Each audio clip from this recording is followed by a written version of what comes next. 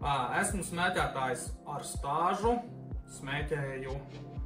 sāku smēķēt, varētu teikt, no 8 gadiem, nu tā kā ākstoties.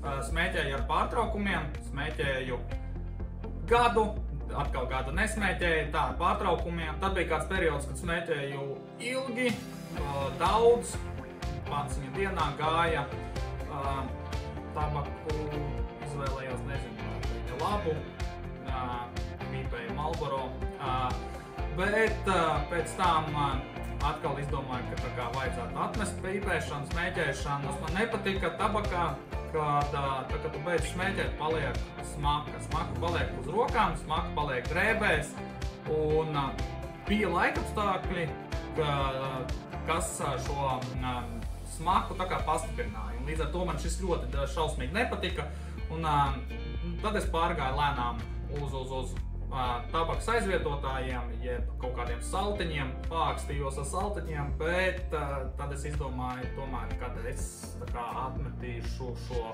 pīpēšanu. Kāpēc? Tāpēc, kad viss šis kļuva ļoti dārgs pasākums, īstenībā smēķēt saltus, saltiem cenas cēlās augšā, un es sapratu, ka es neesmu gatavs mēnesī tik daudz naudu tērēt, lai ākstītos ar saltiem. Tabakā bija kaut kas tāds, ko saltiņš nevarēja iedot man. Tabaku, principā, tā kā, varētu teikt, ar kaifu izbaudīt to procesu. Bija tā, kad ir tāds kā kairinājums, kas tev pilnīgi vilk uz to tabaku, un tad to izbaudīja. Sevišķi brīvā dabā, kad tu esi dzīvokli vispār nepatīk smēķēt, kad arī dūmi un viss tas pārējais, ko izraisa parastā cigarete, bet dabā, tad bija vienkārši kairs. Pīpēt parastu cigareti, jā, bet laba cigareti, nevis tur kontrabanda, bet reāli laba cigareti, veiklā nopirktu.